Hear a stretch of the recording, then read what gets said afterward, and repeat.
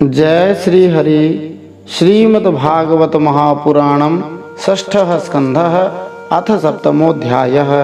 अब हम श्रीमद्भागवत महापुराण के छठे स्कंद में 7वां अध्याय सुनते हैं। इसमें हम बृहस्पति जी के द्वारा देवताओं का त्याग और विश्वरूप का देवगुरु के रूप में वर्ण यह सुनेंगे।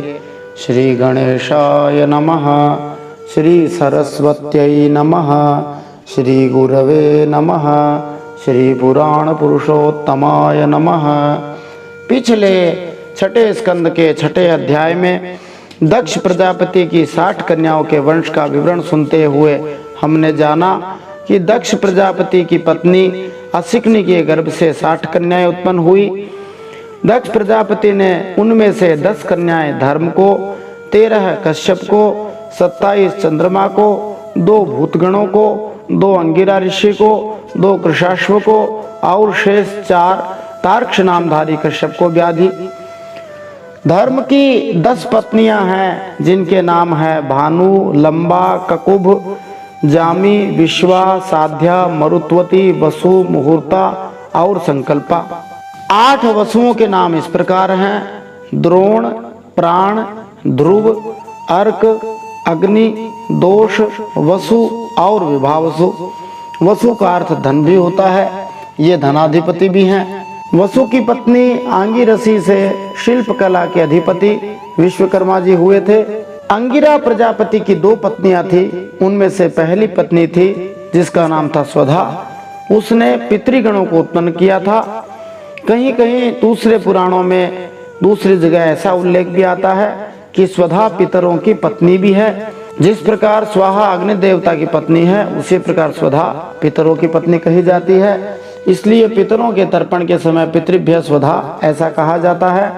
परंतु यहाँ पर अंगिरा प्रजापति की प्रथम पत्नी के रूप में स्वधा को बताया है और उन्होंने पितृगणों को उत्पन्न किया था। तार्क्ष नामधारी कश्यप की 4 स्त्रियां थी। उनमें से जो विनता थी उसके पुत्र हुए गरुड़, जो साक्षात भगवान श्री हरि विष्णु के वाहन हैं। विनता के ही दूसरे पुत्र थे अरुण, जो गरुड़ जी महाराज के भाई हो गए। ये अरुण भगवान सूर्य के सारथी हैं। और गरुड़ जी के दूसरी जो विमाता थी उनका नाम था कद्रु, वह नागमाता कहलाई थी। कद्रु और विनता का सदा ही वैर रहा है। कृत्तिका आदि 27 नक्षत्राभिमानिनी देवियां माने जो नक्षत्र हैं वे चंद्रमा की पत्नियां हैं। इनमें रोहिणी से चंद्रमा का विशेष प्रेम था। इस कारण से चंद्रमा को दक्ष प्रजापति ने शाप दिया था, जिससे उन्हें क्षय रोग हो गया था और उन्हें कोई संतान न हुई थी। संभवतः विश्व में सबसे पहला क्षय रोग माने टीबी रोग जो है चंद्रमा को ही हुआ था। उससे चंद्रमा पूरी तरह से काले पड़ गए थे। फिर चंद्रमा देवता ने दक्ष प्रजापति को प्रसन्न किया था और दक्ष प्रजापति ने कुछ शाप में कमी करते हुए कहा कि कृष्ण पक्ष में जो कलाएं तुम्हारी क्षीण होंगी वे ही कलाएं शुक्ल पक्ष में बढ़ जाएंगी। फिर भी चंद्रमा को कोई संतान न हुई। सभी प्रकार की पूजाओं में गणेश जी, षोडश मातृका, नवग्रह, वरुण देवता इनकी पूजा की जाती है। उनमें जो षोडश मातृकाएं हैं उनमें से लोकमातृभ्यो नमः ऐसा आता है, तो वे लोक माताएं 13 कही गई हैं जो कश्यप ऋषि की पत्नियां हैं। उनके नाम हैं आदिति, दिति, दनु, काष्ठा, अरिष्टा, सुरसा, इला, मुनि, क्रोधवशा, ताम्रा, सुरभि, शर्मा और तिमि। ये 13 लोक माताएं कहलाती हैं। विप्रचित्ति की पत्नी सिंहिका के गर्भ से 101 पुत्र उत्पन्न हुए थे। उनमें से जो सबसे बड़ा था उसका नाम था राहु, जिसकी गणना ग्रहों में की गई है। इसके अलावा जो शेष 100 पुत्र थे उनका सभी का नाम मिलकर के केतु हुआ। ये राहु और केतु दोनों ही छाया ग्रह माने जाते हैं। अमृत के प्रभाव से भगवान श्री हरि की कृपा से इन्होंने ग्रहत्व और देवत्व पाया था। 12 आदित्य हैं जिनको द्वादश आदित्य कहा जाता है। ये भगवान श्री हरि के ही रूप हैं। ये आदित्य के पुत्र थे इसलिए आदित्य कहलाए। कश्यप ऋषि इनके पिता थे। इनके नाम इस प्रकार हैं: विवस्वान, अर्यमा, पूषा, त्वष्टा, सविता, भग, धाता, विधाता, वरुण, मित्र, इंद्र और त्रिविक्रम जिन्हें वामन कहा जाता है। ये ही द्वादश आदित्य अर्थात 12 आदित्य कहलाते हैं।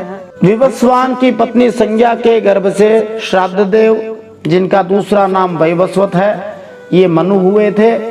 वर्तमान जो मनवंतर चल रहा है उसका नाम इन्हीं वैवस्वत महाराज के नाम पर पड़ा हुआ है।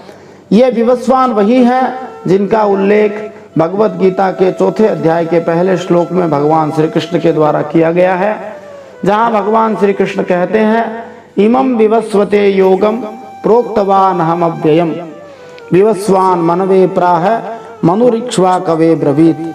आदि पुरुष भगवान नारायण ने विवस्वान अर्थात सूर्य नारायण भगवान को सबसे पहले गीता का ज्ञान दिया था। वे ही विवस्वान अर्थात सूर्य, उनके पुत्र हुए श्राद्धदेव वैवस्वत, और इसके अलावा एक बेटा बेटी और हुए जिनके नाम हुए यम और यमी।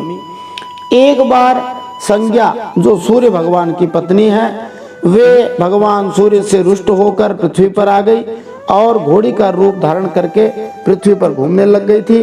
भगवान सूर्य अपनी पत्नी संज्ञा को ढूंढते हुए पृथ्वी पर आए, घोड़ी रूप में अपनी पत्नी को पहचान लिया। वे भी घोड़े के रूप में ही उनके पास पहुंचे और उन्हें मनाकर अपने सूर्य लोक वापस लेकर गए। उनके संयोग से अश्विनी कुमारों का जन्म हुआ था। विवस्वान अर्थात सूर्य नारायण की दूसरी पत्नी थी छाया। उनके शनैश्चर और सावर्णी मनु ये 2 बेटे हुए और तप्ती नाम की इनकी कन्या हुई थी।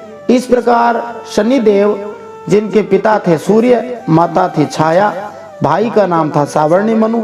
ये ही सावर्णी मनु अगले मनु अर्थात 8वें मनु होने वाले हैं। 8वें मनवंतर के अंदर तप्ती शनिदेव की बहन है। तप्ती ने संवरण को पति रूप में वर्ण किया था, इसलिए संवरण शनिदेव के जीजा अथवा बहनोई लगे। आर्यमा मानी यमराज महाराज की पत्नी मातृका थी। उसके गर्भ से चर्षणी नामक पुत्र हुए। वे सभी पुत्र कर्तव्य अर्थात क्या करना चाहिए और अकर्तव्य अर्थात क्या नहीं करना चाहिए इसके ज्ञान से युक्त थे। इसलिए श्री ब्रह्मा जी ने उन्हीं के आधार पर मनुष्य जाति की अर्थात ब्राह्मण आदि वर्णों की कल्पना की थी।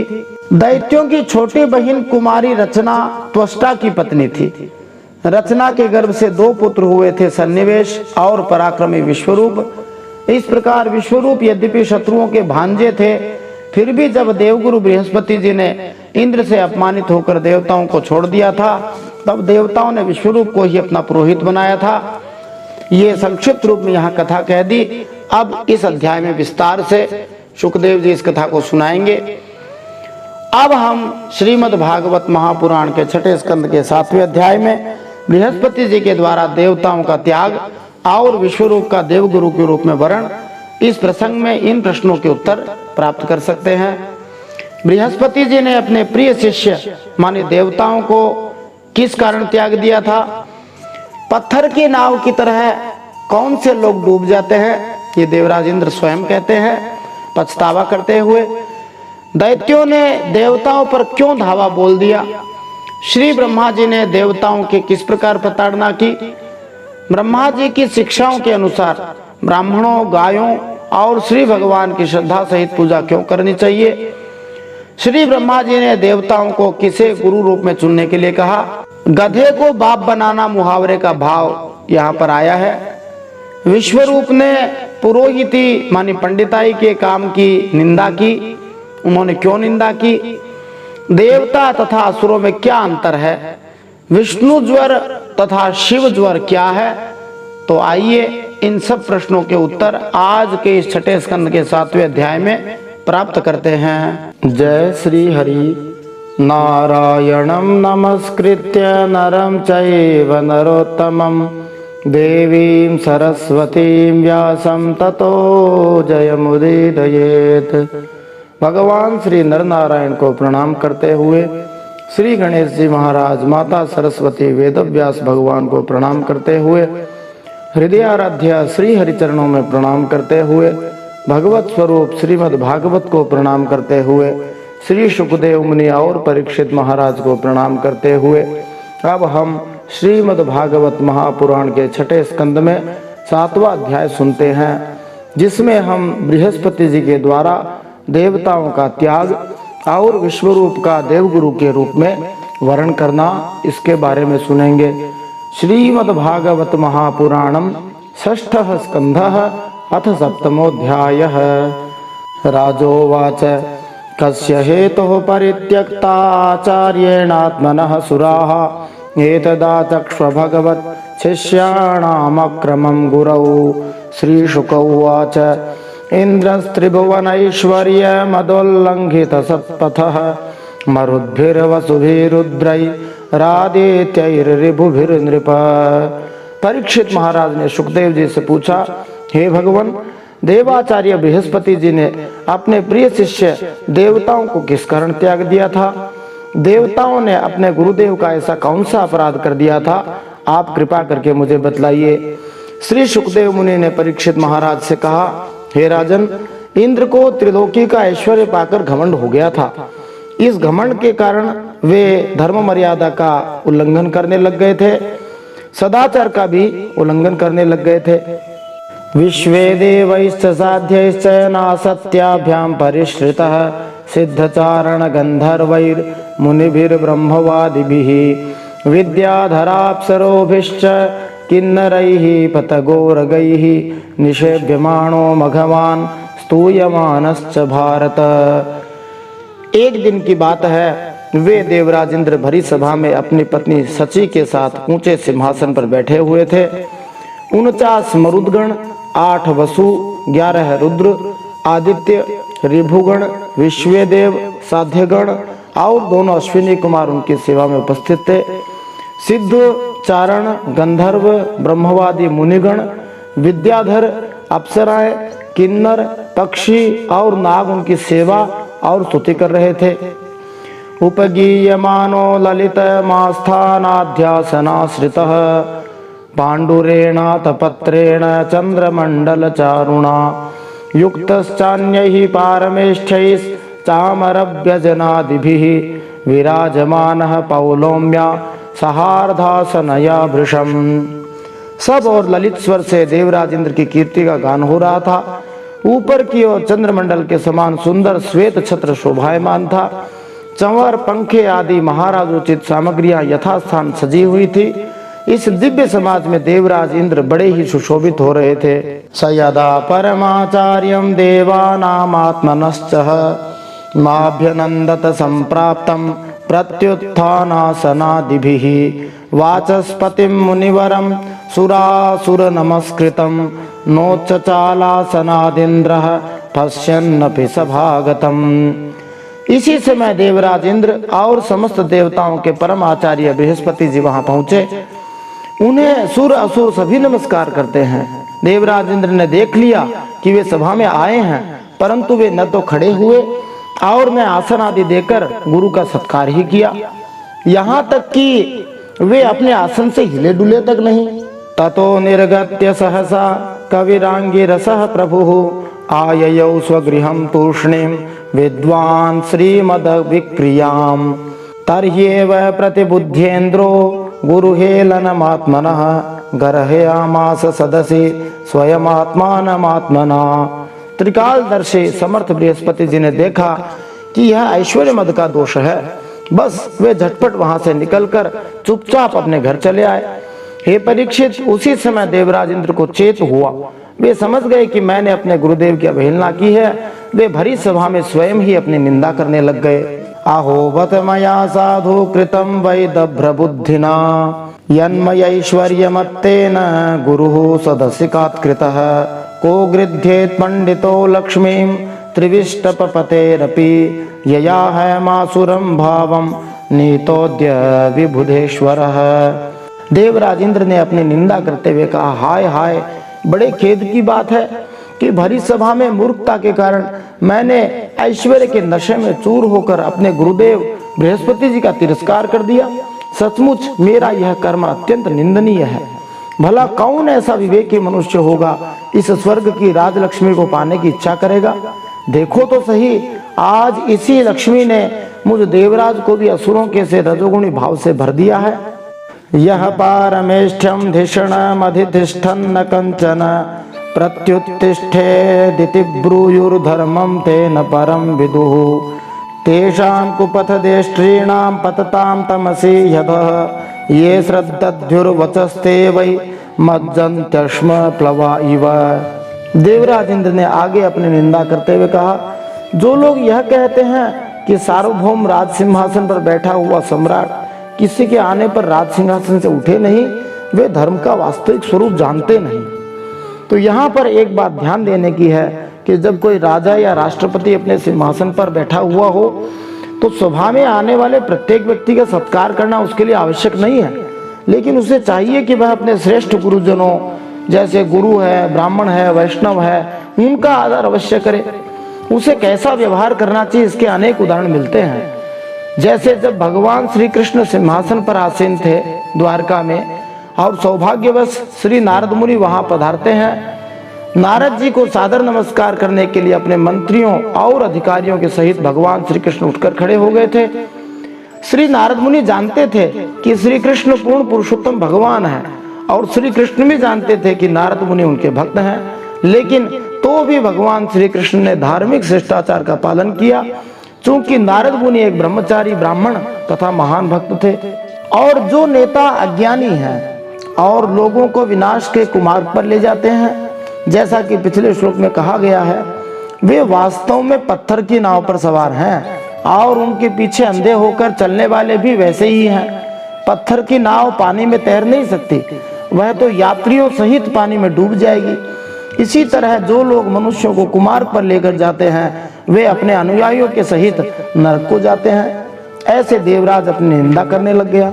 अथाह ममराचार्य मगाधधिषणं द्विजं प्रसादयिष्ये निषठः शीर्ष्णा तच्चरणं स्पृशन्। एवं चिन्तयतस्तस्य मघो नो भगवान् गृहात् बृहस्पतिर्गतो दृष्टां गतिमध्यात्म मायया। देवराज इंद्र कहते हैं, मेरे गुरुदेव बृहस्पति जी ज्ञान के अथाह समुद्र हैं, मैंने बड़ी मूर्खता की है, अब मैं उनके चरणों में अपना माथा टेक कर उन्हें मनाऊंगा। हे परीक्षित, देवराज इंद्र इस प्रकार सोच ही रहे थे कि भगवान बृहस्पति जी अपने घर से निकलकर योग बल से अंतर्धान हो गए। गुरोर्नाधिकतः संज्ञां परीक्षन् भगवान स्वराट ध्यायन् धिया सुरैर्युक्तः शर्म न लभतात्मनः तच्छ्रुत्वैवासुरः सर्व आश्रित्यौषण सम्मतं देवान् प्रत्युद्यमं चक्रुर्दुर्मदा आततायिनः। देवराज इंद्र ने अपने गुरुदेव को बहुत ढूंढवाया परंतु उनका कहीं पता न चला। तब वे गुरु के बिना अपने को सुरक्षित न समझकर देवताओं के साथ अपनी बुद्धि के अनुसार स्वर्ग की रक्षा का उपाय सोचने लग गए, परंतु वे कुछ भी न सोच सके। उनका चित्त अशांत ही बना रहा। दैत्यों को भी देवगुरु बृहस्पति और देवराज इंद्र के अनमन का पता लग गया। तब उन मद से उन्मत्त और आततायी असुरों ने अपने गुरु शुक्राचार्य जी के आदेश के अनुसार देवताओं पर विजय पाने के लिए धावा बोल दिया। तैर्विसृष्टे शुभिस्तीक्ष्णैर् निर्भिन्नांगोरुबाहवः ब्रह्माणं शरणं जग्मुः सहेन्द्रानतकन्धराः तांस्तथाभ्यर्थितान् वीक्ष्य भगवान् आत्मभूरजः कृपया परया देव उवाच परिसान्त्वयन्। उन असुरों ने देवताओं पर इतने तीखे तीखे बाणों की वर्षा की कि उन देवताओं के मस्तक, जंघा, बाहु आदि अंग कटकट कर गिरने लगे। तब इंद्र के साथ सभी देवता सिर झुकाकर ब्रह्मा जी की शरण में गए। स्वयंभू एवं समर्थ श्री ब्रह्मा जी ने देखा कि देवताओं की तो सचमुच बड़ी दुर्दशा हो रही है, इसलिए उनका हृदय अत्यंत करुणा से भर आया। वे देवताओं को धीरज बंधाते हुए इस प्रकार कहने लगे। श्री ब्रह्मोवाच अहो बत सुरश्रेष्ठ यभद्रं वह कृतं महत् ब्रह्मिष्ठं ब्राह्मणं दान्त मैश्वर्यान्नाभ्यनन्दत तस्यायमनयस्यासीत् परेभ्यो वह पराभवः प्रक्षीणेभ्यः स्ववैरिभ्यः समृद्धानां च यत्सुराः। श्री ब्रह्मा जी ने उनसे कहा, देवताओं, यह बड़े खेद की बात है। सचमुच तुम लोगों ने बहुत बुरा काम किया है। हरे हरे, तुम लोगों ने ऐश्वर्य के मद से अंधे होकर ब्रह्मज्ञानी, वेदज्ञ एवं संयमी ब्राह्मण का सत्कार नहीं किया। ब्रह्मा जी ने बृहस्पति के ब्राह्मणोचित गुणों को पहचान लिया था, क्योंकि वे परम ब्रह्म के ज्ञाता होने के कारण देवताओं के गुरु थे। बृहस्पति ने अपने मन तथा इंद्रियों को भली भांति वश में कर लिया था, अतः वे योग्यतम ब्राह्मण थे। ब्रह्मा जी ने देवताओं की प्रताड़ना की, क्योंकि उन्होंने अपने गुरु का समुचित सत्कार नहीं किया था। ब्रह्मा जी ने कहा, देवताओं, तुम्हारी उसी अनीति का यह फल है कि आज समृद्धिशाली होने पर भी तुम्हें अपने निर्बल शत्रुओं के सामने नीचा देखना पड़ रहा है। असुरों से निरंतर लड़ते रहने के लिए देवता विख्यात हैं। ऐसी लड़ाइयों में सदा असुर ही हारते थे, किंतु इस बार देवता हार गए। क्यों जी? तो बताया जाता है कि उन्होंने अपने गुरु का अपमान कर दिया था। मघवन द्विषतः पश्य प्रक्षीणान गुर्वतिक्रमात् संप्रत्युपचितान भूयः काव्यमाराध्य भक्तितः आदधीरं निलयनम ममापि भृगुदेवताः। आगे ब्रह्मा जी ने उन देवताओं से कहा, देखो, तुम्हारे शत्रु भी पहले अपने गुरुदेव शुक्राचार्य का तिरस्कार करने के कारण बड़े कमजोर हो गए थे, परंतु वो भक्ति भाव से अपने गुरु शुक्राचार्य की आराधना करके वे असुर लोग फिर धन जन से संपन्न हो गए हैं। देवताओं, मुझे तो ऐसा मालूम पड़ रहा है कि शुक्राचार्य को अपना आराध्य देव मानने वाले ये दैत्य लोग कुछ दिनों में मेरा ब्रह्मलोक भी छीन लेंगे। फिर उपजाति छंद में ब्रह्मा जी कहते हैं, त्रिविष्टपम किम गणयन्त्य भेद मंत्रा भृगुणा मनुशिक्षितार्था न विप्र गोविंद गवीश्वराणाम भवन्त्य भद्राणि नरेश्वराणाम। शुक्राचार्य जी के शिष्य असुरगण अपने गुरु की शिक्षाओं के पालन में दृढ़ प्रतिज्ञ होने के कारण देवताओं की अब तनिक भी चिंता नहीं करते। सच बात तो यह है कि जो राजा अथवा अन्य व्यक्ति ब्राह्मणों, गायों तथा भगवान श्री कृष्ण की कृपा में अटूट श्रद्धा रखते हैं, इन तीनों की सदैव पूजा करते रहते हैं, वे अपनी स्थिति में सदैव बलशाली रहते हैं। ब्रह्मा जी की शिक्षाओं से यह पता चलता है कि हर एक मनुष्य को ब्राह्मणों, गायों तथा श्री भगवान की श्रद्धा सहित पूजा करनी चाहिए। पूर्ण पुरुषोत्तम भगवान श्री कृष्ण तो गो ब्राह्मण हिताय च, अर्थात वे गायों तथा ब्राह्मणों पर अत्यंत कृपालु हैं। जो व्यक्ति गोविंद की पूजा करता है उसे गायों तथा ब्राह्मणों की पूजा करके उन्हें संतुष्ट करना चाहिए।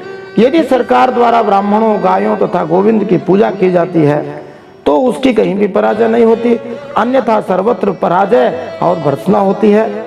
वर्तमान समय में संपूर्ण संसार की सरकारें ब्राह्मणों, गायों तथा गोविंद का सम्मान नहीं करती, उल्टा उनके पीछे पड़ी हैं। फलस्वरूप सर्वत्र संपूर्ण संसार में अराजकता व्याप्त है। संक्षेप में यह समझना चाहिए कि देवताओं ने एक ब्राह्मण गुरु बृहस्पति के प्रति अनादर दिया, अतः महान ऐश्वर्यशाली होते हुए भी उन्हें असुरों से हारना पड़ा। अब ब्रह्मा जी निराकरण बताते हुए कह रहे क्या करना चाहिए।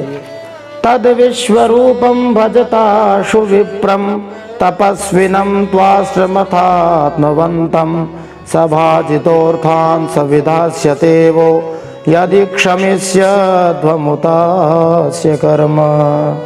अतः अब आप लोग शीघ्र ही त्वष्टा के पुत्र विश्वरूप के पास जाओ और उन्हीं की सेवा करो।